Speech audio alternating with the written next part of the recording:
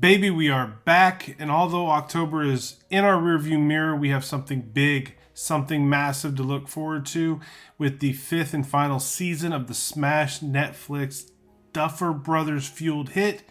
Stranger Things bearing down on us, certain to leave us heartbroken and restless. I kind of wanted to learn a little bit more about the lifeblood of this franchise. I mean, the story is top notch.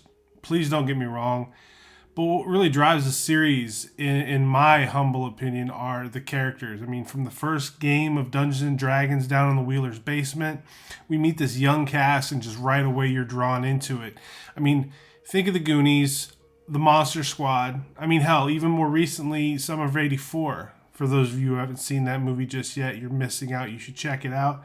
But anytime you pair a likable group of well-written young actors with some daunting tasks, against some immeasurable evil, at the very least, you're going to pay close attention just to see if the kids wind up okay. Human nature. And Stranger Things gives you that and multiplies it by 100 because there are so many different members of this cast that you are just invested in. And that brings me to what I feel like is the heart and soul of the first four boys we meet in one Dustin Henderson. Yes, my lord. Born to Claudia and Walter Henderson on May 29th, 1971, Dustin is the ripe old age of 12 when we first meet him in season 1. I mean, because he was born with a disorder that prevents his teeth from developing properly, the poor kid had a neon target on his back for bullies at school, and we get two of the very worst in the first season of this show.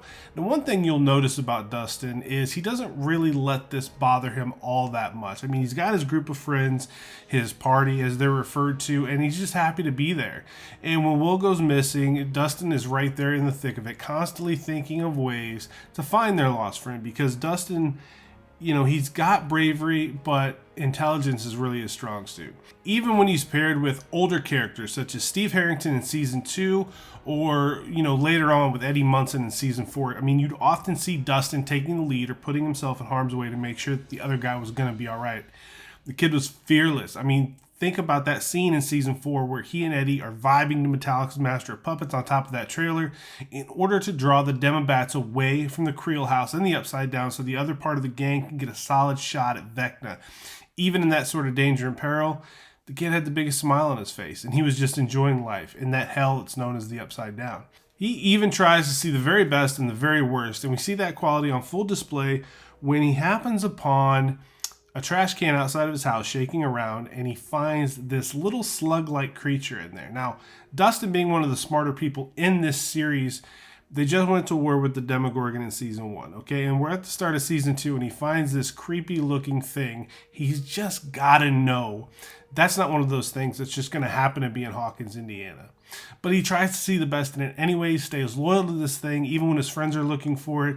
It isn't until Dart is chewing on the family cat that Dustin decides enough's enough. And think about it though, if he hadn't formed this bond with this Dart the Demodog and he didn't hook this thing on Nougat in the tunnels under the pumpkin patch, that thing would have wound up eating all of his friends. If you want to watch a scene that just makes you feel all of the feels, then watch Steve drop Dustin off at the snowball dance at Hawkins Middle.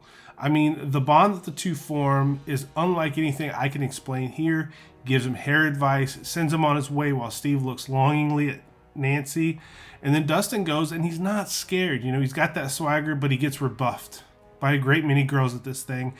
And he's sitting alone on the bleachers crying, and it just breaks your heart. And then Nancy steps in, and I dare you not to smile the rest of the way in this scene, because she's a hero from this point on to me. This is the moment. She did some great stuff up until this point, but this is the moment where Nancy's forever in my cool book. And it's just beautiful the way that these sort of different interpersonal dynamics between all the many people in this big group in this show, it just makes you fall in love with every damn one of them. And she's so sweet to him as she's sitting there teaching him how to dance with all of these younger girls just gawking at what's going on. You just get the whole gamut of emotions from this young man in the scene. If you didn't absolutely love him before, you damn sure did at this point. I don't know why they have to kill people that we love, but that's what they're going to do. They're going to kill people that are very important to us in the season. I have a terrible feeling about it. And if they take Dustin from us, I'm at a 9.99 meltdown level. We fucking thermonuclear lose my mind type stuff. There's only one other character that will mess me up more than losing Dusty Buns, so I pray like hell neither happens. But this character just makes me smile every single time I see him on my screen. We love you, Dustin. You're a legend here at Nerdy 530. Presumptuous.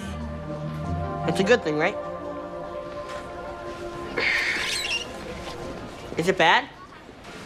Lucas, is it bad? Lucas? Son of a bitch, Lucas. Is it bad?